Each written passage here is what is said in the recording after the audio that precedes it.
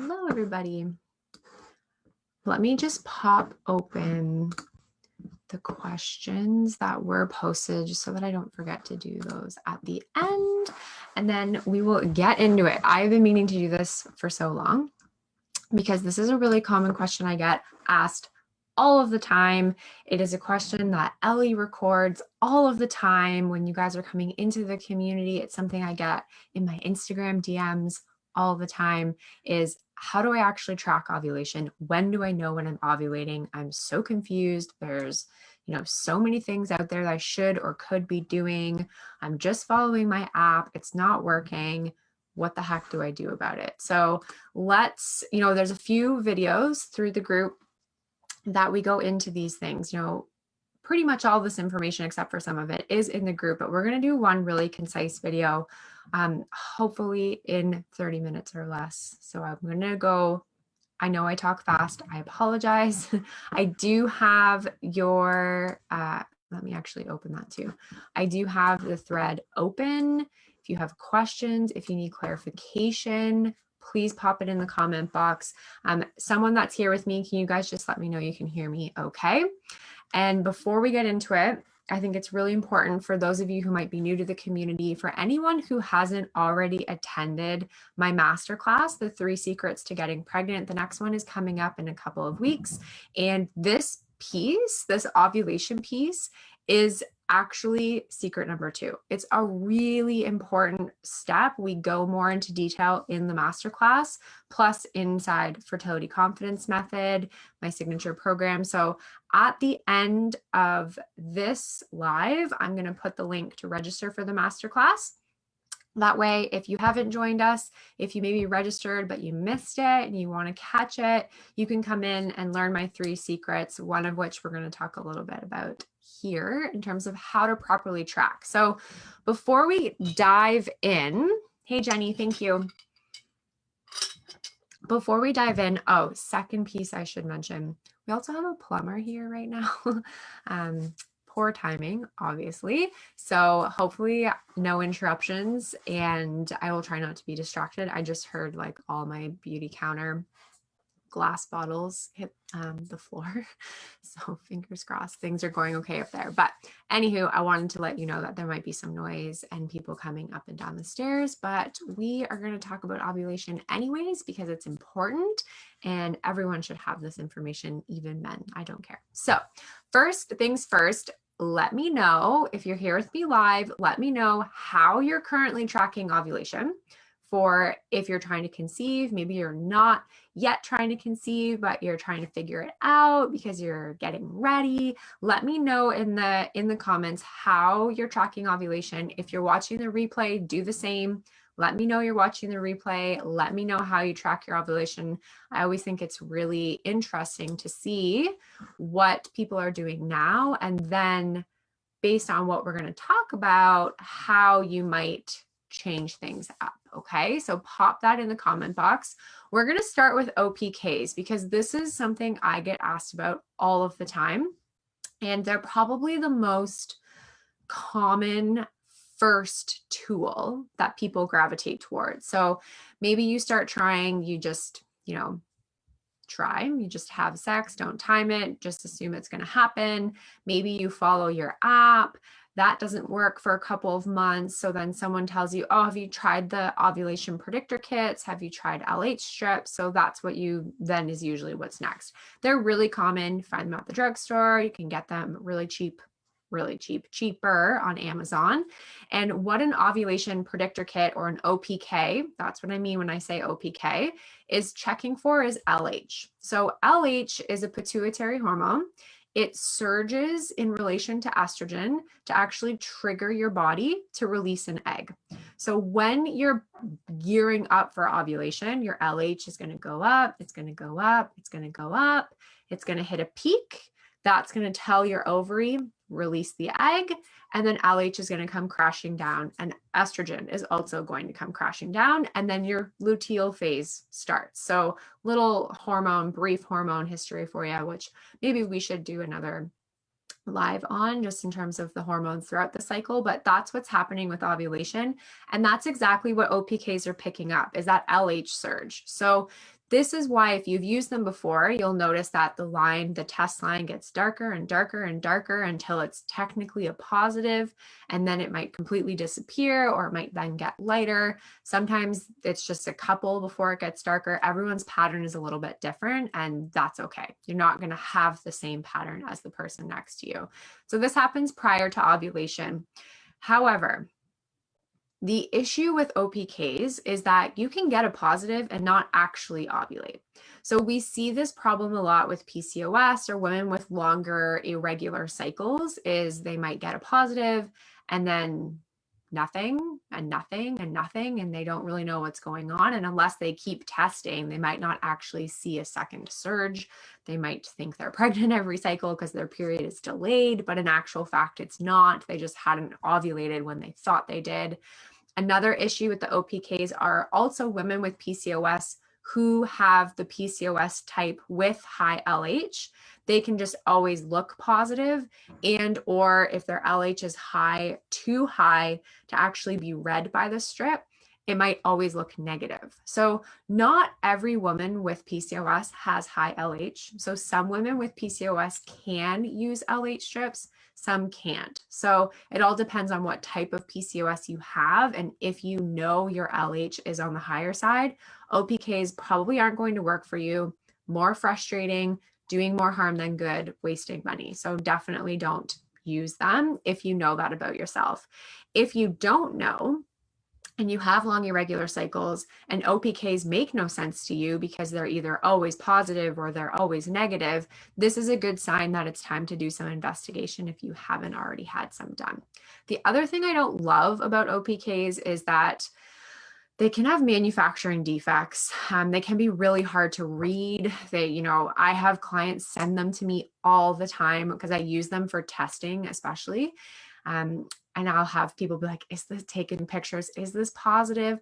Or using the Premom app and taking pictures, and Premom gives you these somewhat arbitrary numbers based on the darkness of the strip.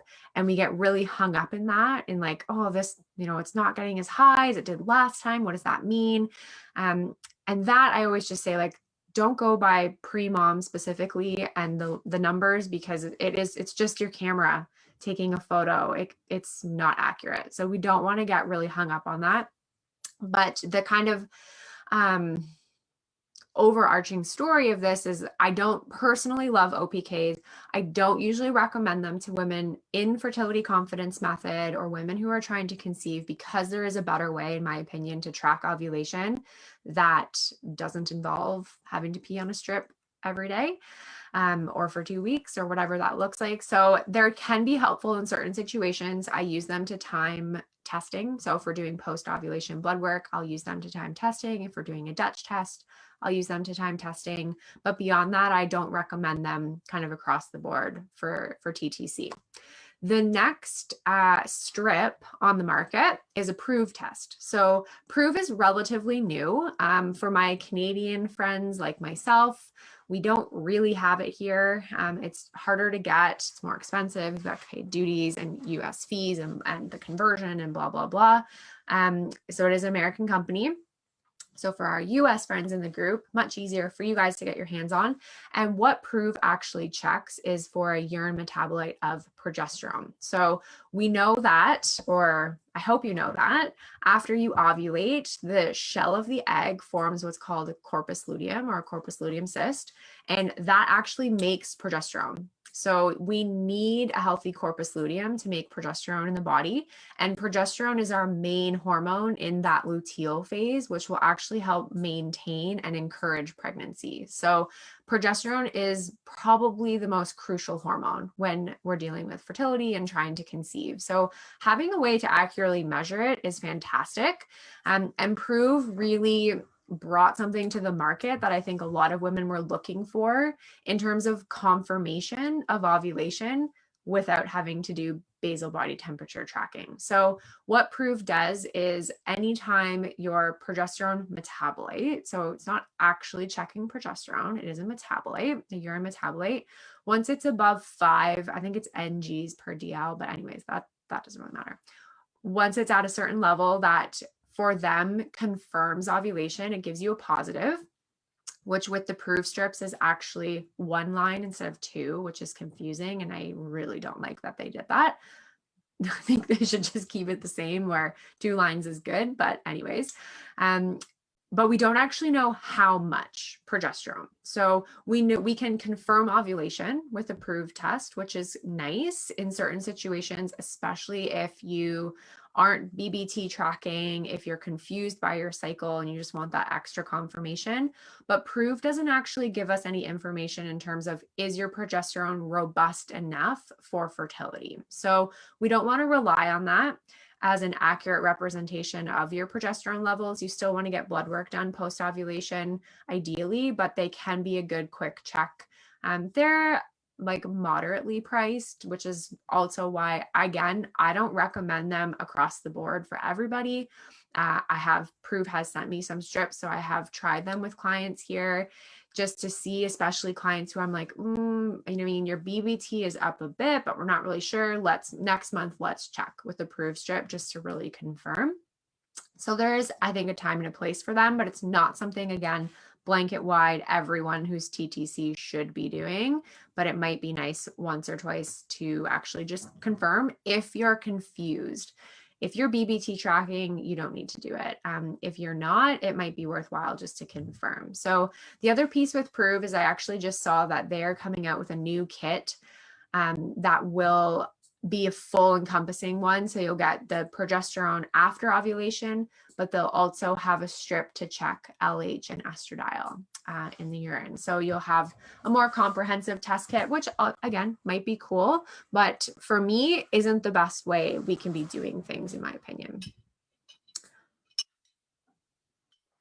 The next thing on the market, the next tool on the market is the Mira. And I've had a couple of you ask in the group about the Mira. It's relatively new, at least it's relatively new to me. Again, it's American. So maybe it just hasn't trickled into the Canadian market until recently. I only started seeing the ads probably this year for sure. I had never heard of it prior to 2020. And now they advertise to me like crazy, obviously. So I see that a lot. I've looked into it a few times. I haven't worked with anyone who's, have I? No, I don't think I've worked with anyone who's actually invested and used a Mira, but basically all Mira is a fancy OPK. It's a fancy ovulation predictor kit or an LH strip where you'll actually insert the strip into the device and the device will give you a number value. So instead of having to interpret the lines and if it's dark enough, if it's not, Mira will tell you based on a numerical value, which is, I think it's a nice to have. It's not a must have in terms of you being successful, but it's definitely a nice to have. It's easier for sure than stressing about the 2 lines, which cannot be fun sometimes, but it's no more than just an LH strip, to be perfectly honest with you. They have 2 options. So they have the LH only, and then they have what's called the Fertility Plus, which is LH and estradiol. So estradiol gives us a little bit more information in terms of even prior to your LH surge, if your estrogen is surging. So I think Mira and Clear Blue Digital also has a device similar to this. They claim that while your estrogen is surging, you are fertile. And then when your LH is surging, that's like your peak fertility. That's sort of why they combine the 2. I mean, that's not necessarily wrong, but we need that egg to release. And so still we can have estrogen surges. We can still have LH getting high with your body actually not releasing an egg. So this is why things like Mira, OPKs, the Clear Blue Digital device are fine if you're really, confused and you really don't want to do the FAM tracking and the BBT, or you're unsure about your discharge, but they can be very expensive and they're not necessary in order for you to really figure out what's going on with your body. And with OPKs and Mira on their own, neither are actually confirming ovulation. They're both just saying this might be happening, basically. So this is why I typically steer people away from devices like this. The Mira strips are really expensive. So you pay, I think it's about $250 US for the device and 10 strips, and then replacement strips for the LH and estrogen, so their Fertility Plus, are 20 strips for $65. So unless you really, really knew your window, 20 strips would probably only last you about 3 cycles. So, I mean, in the grand scheme of things, it's $20 a cycle. I mean, if someone in Canada was getting that, it would be like $35 a cycle on top of the $250 device. So, I mean, there's easier ways to do it, in my opinion. So they're nice to have, but they're not must-haves. And it's just, again, I know someone in the group asked about Mira. It's just a fancy LH reader at the end of the day. Now, a few more things here. So how I recommend tracking ovulation is through tracking your discharge and tracking your basal body temperature. So this is what we get into in that 3 Secrets masterclass. So again, if you haven't joined me inside there, please come watch that with us, get all the secrets, but definitely how to properly track. I'm going to give you a little bit of info here. So, and there's some older videos on both of these things as well. So I'm not going to go deep into it. With discharge, it changes throughout your cycle based on your hormones. If you're someone who's been on birth control most of your life, you probably haven't noticed this about yourself because we don't have cyclical hormones on birth control. So we don't see the same vaginal discharge patterns that we would off of birth control. So now that you're off, now that you're actively trying, you might start to see some changes that you haven't noticed before. While we're coming out of our cycle, out of our period, we might have some dry days, then it gets white and thick, and we get to the point where we have what's called egg white cervical mucus. This is our fertile discharge. So while your estrogen is surging, it relays to your cervix to make fertile mucus. What that actually does is it makes the more acidic vaginal canal basic. So sperm can actually have a chance to survive, get to where they need to go. It creates kind of a sperm highway. So the sperm actually have a little roadway to get up through the cervix and into the back of the uterus to meet up with that egg. We want it to be clear, slippery, wet, and very, very stretchy. So if you can visualize this discharge and you're able to kind of put it between your fingers or between the tissue, it will actually be very, very stretchy. These are the qualities of the mucus we want to see.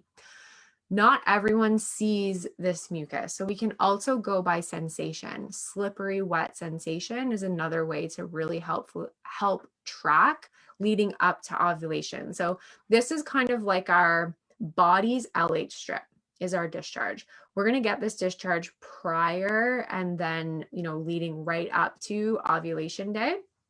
And we want to use that as a way to time intercourse. It's a better way to follow your body and the actual signs your body is giving you than to follow the strips, in my opinion. So not just in my opinion, this is science. If you don't see it externally, so if you don't notice it when you wipe or you see it in your underwear, you can do internal checks. So some women don't actually see it externally. That's okay. That doesn't mean that it's not there, but you might want to do some internal checks just to see. Other things, drinking lots of water and acetylcysteine, all of those can kind of help to make sure the quality omega-3 fatty acids or making sure you're getting lots of healthy fats in your diet, all really important from a cervical discharge perspective. So that happens prior to ovulation. You want to use your app to track that. So we don't want to go by our app and our app's fertile window, but we do want to use apps to take our data so we can start to see patterns based on our cycle. So month to month, the longer you track, the more consistent you'll be able to see your personal fertile window, not the fertile window that your app is guessing for you. The second piece to add in here is your basal body temperature tracking. So this is what actually confirms ovulation. So discharge, much like OPKs, can happen without ovulation. And if you're someone with a longer cycle or with PCOS, you might notice that you actually get this discharge multiple times throughout your cycle. With myself, with clients, what I tell people is just treat every time as possible ovulation. One of the times it will be that. But if you're BBT tracking, you're going to know. So if you get that discharge, but then your BBT doesn't surge, you're going to know, oh, that wasn't ovulation. Like, come on, body, give her another go. So we use BBT to actually confirm. Prior to ovulation, your body temperature will be lower. And then once you ovulate and you're making progesterone, your body temperature will increase. The increase is slight. It's about 0.5 to 1 degree. You want to be using a basal body temperature thermometer with 2 decimal places to get accurate readings, or else things might look a little bit wonky or kind of all the same. So we need something super accurate. So we're going to use a special thermometer. You're going to follow the rules. So you can't move. You have to take your temperature first thing in the morning before you do anything else. So thermometer under the pillow, you wake up, you literally just reach under, put it in your mouth. You don't want to roll over. You don't want to have to sit up to get it. You want to have very minimal movement. The minute you start to move, the minute you wake up and start to think and start to move, your temperature will increase. So the longer you let that process go on, the less accurate your temperature reading is actually going to be. So when it comes to temping, yes, there are some annoying rules about it. If you're up in the night, if you have to pee, if you have a restless sleep, your temperatures aren't going to be as accurate. So I'm going to talk to you about a couple of devices on the market that we can use to actually help you do BBT tracking without needing to follow the annoying rules. Again, this is something we talk about in the webinar. So after I'm done here, I'll pop the link in the comments and just scroll through. And if you haven't watched the webinar, please come and join us in November 2nd. Okay. The last 3 are BBT tracking devices. So we talked about OPKs and the few things on the market. So the Mira, the Clear Blue Digital, we talked about Prove tests, and then fertility awareness methods. So using discharge, using BBT to actually track your personal ovulation, which I think is really important. Now, with BBT and there being some rules, obviously companies have come out on the market with products that make it a bit easier for us. So let's go through some of those. All right, the first one is Ava, because again, I get asked about Ava all the time. It's definitely one of the more popular ones, I think, because it's the cheapest on the market. I actually haven't reviewed the price, so I'm not 100% sure. Or they just have a really good stake on the market because they've been around longer. So Ava is a wrist device, so a wearable bracelet. It tracks skin temperature, heart rate, and some things with sleep. But notice I don't say it tracks BBT. So it's not my favorite fertility device. I usually steer people away from it if they're considering it, or if they've bought it but they're maybe not sold on it. I might tell them to like plop it away, try to sell it, whatever. It's just that wrist temperature is not the most accurate representation of basal body temperature. Not to mention, there's a lot of variable factors that can come into play. Like you have your arm out of the blankets one night, you have your arm in the blankets one night, you're having like direct fan air movement on your arm. I think there's a lot of things that can impact our skin temperature. Plus, there are a lot of women, myself included, that have circulation issues, and my wrists and hands are significantly colder than the rest of my body all of the time.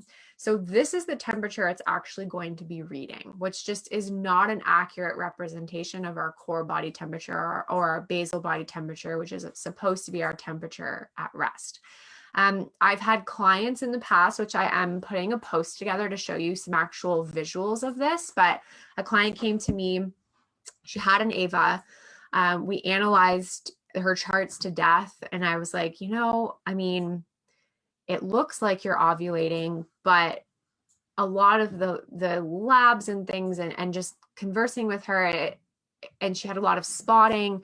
It didn't sound to me like she was ovulating. My gut just told me, like, I really don't think you are, even though your Ava bracelet is, it's always going to tell you ovulated because it just assumes that you did. So again, they have no idea. And she was getting a bit of an increase over the course of the month. So we could have assumed that she was.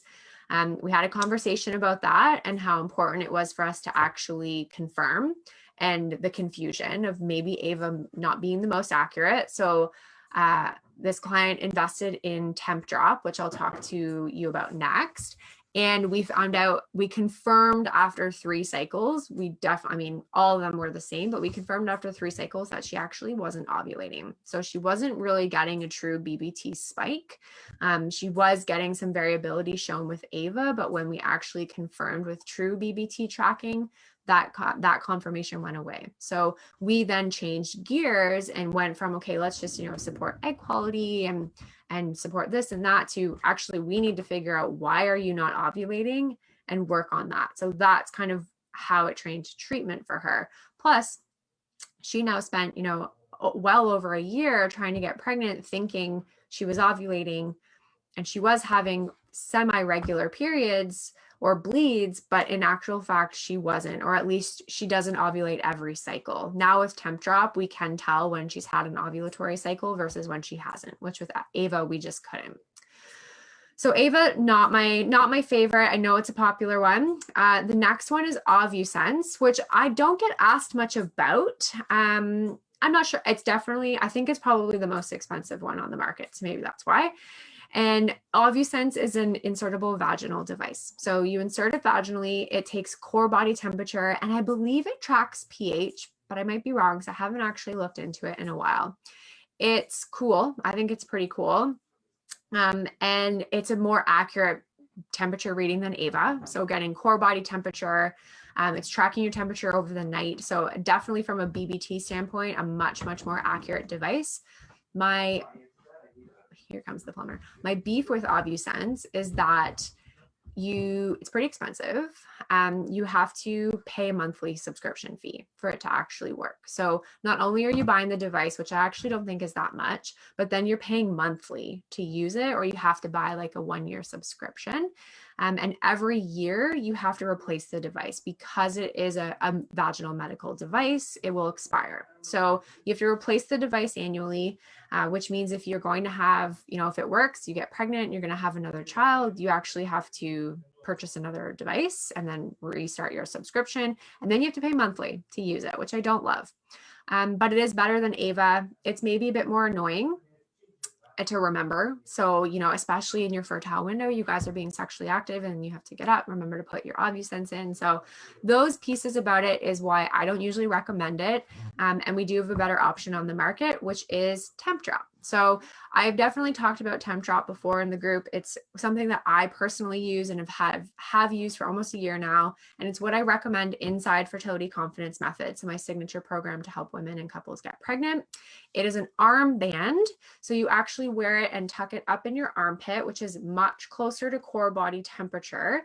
And it's an AI device. So it tracks your temperature over the night, much like OvuSense does. It's able to depict your sleep patterns and actually give you an accurate BBT reading when you are truly at rest. So if you are someone who gets up to pee at 5 and then you get up at 7, your oral temp isn't going to be as accurate. With your Temp Drop, that no longer matters because you're going to get whatever is the best reading for you at night based on when you were in the deepest, most static sleep. So the most at rest sleep. It's a one-time fee. And there's no subscription. So yes, it is an investment, but unlike OvuSense, you don't have to continue to pay to use it, which is really nice. They have a few different plan options. So you can go no warranty, you can go 1-year warranty, you can go 2-year warranty. Again, I've had mine for about 10 months now. I haven't had any issues. I don't think I bought a warranty, to be honest with you. I just assumed, I was very trusting that it was going to be good. It's relatively new on the market, at least again, new to me. I think it's been on the market for maybe 1.5 to 2 years, but it's taking steam in the fertility awareness method groups and communities. And in the fertility community, it's definitely taking steam in terms of being a really, really simple way to track your basal body temperature without having to get up at the same time every day, without having to remember to actually put the thermometer in your mouth, without needing to have a restful sleep. If you are a shift worker, if you're a nurse, if you have small children and you're up in the night with them, Temp Drop will work for you in terms of actually having a chart that makes sense and that's reliable in terms of confirming ovulation. So it is a really, really good option that I often recommend, and a lot of my clients inside Fertility Confidence Method do end up using, simply because it's super simple. It's really easy. And yeah, I love mine, and I wouldn't be able to temp without it. That's for sure. I would not be able to get up at the same time every morning. I don't get restful sleep. So though I'm not using it for a fertility device right now, I am using it, as a fertility awareness method and to learn about my body. with temping, you learn so much about your hormones and what's going on, and I can pin certain symptoms or things I'm experiencing to where I'm at in my cycle and see my temps and my discharge and kind of understand what's going on with me. So I love Temp Drop, and I think that BBT is a really amazing tool and strategy to get better understanding of your cycle. If you're long into your journey and you are like 100% confident of when you ovulate, we don't necessarily need to start temping, but it can be helpful to see what's going on in that luteal phase. If you're ovulating consistently, but you have a short luteal phase, we might not know that without proper BBT tracking. So then we want to look into, why is that happening? Prolactin, progesterone, egg quality, what's potentially going on there that might be causing that luteal phase defect. So those are all of the things I have for you in terms of what's out there on the market from an ovulation standpoint, how you can be properly tracking your ovulation, what are the best strategies to do that, and how to do that without feeling like a slave to the bathroom, I think is a big part too. So if there's any questions, let me know, pop them in the comment box. I'm going to right now just pop over, the link to, I don't know why this isn't working. There we go. The link to register for the webinar. And I'm also going to pop in a 10% off code for the Temp Drop. So this code will work on all plans. So the basic, the premium, and whatever the middle plan is, it will work for 10% off. So that's the link with the code attached. But in case that doesn't work, here is the code on its own. So you can use that, check it out on the website. Let me know if any of you have an Ava, an Ovusense, a Temp Drop. Let me know in the comments, because I love to see what people are doing right now, how we're tracking, and then we can have more of a conversation. So any questions coming from the replay, don't hesitate to throw those in there. Just make sure that you tag me at Kelsey Duncan so that I can actually see them and I know they're coming in. And I hope everyone has a really lovely, fabulous weekend. Take care.